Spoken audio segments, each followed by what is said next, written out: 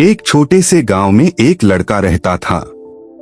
उसके घर की आर्थिक स्थिति बहुत ही कमजोर थी। पिता की मृत्यु हो गई थी। उसकी मां घर घर जाकर बर्तन मांजकर घर का गुजारा करती थी। वह लड़का अक्सर चुपचाप ही बैठा रहता था।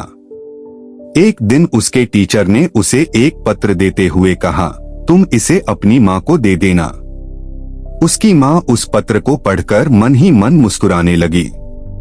बेटे ने अपनी मां से पूछा, मां इस पत्र में क्या लिखा है?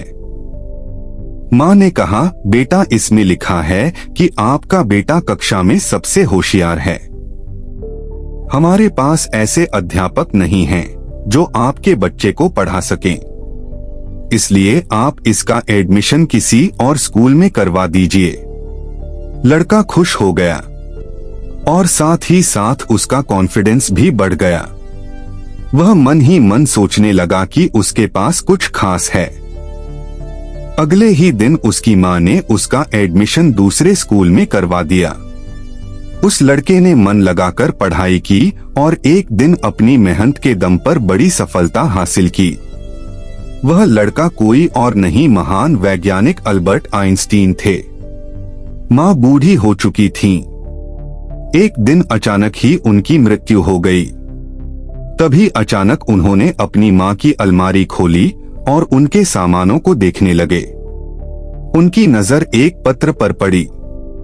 यह वही पत्र था जो उसकी टीचर ने उसकी मां को देने के लिए दिया था। उस पत्र में लिखा था कि आपको ये बताते हुए हमें बहुत दुख है कि आपका बेटा पढ़ाई लिखाई में बहुत ही कमजोर है।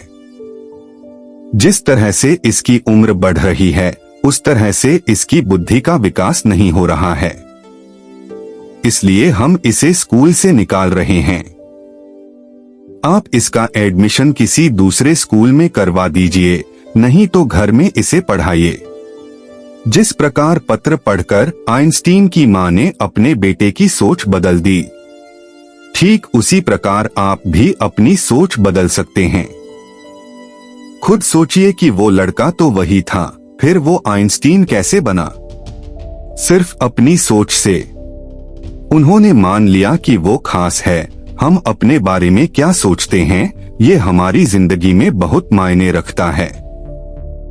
वीडियो अच्छी लगी तो चैनल को जरूर सब्सक्राइब करें।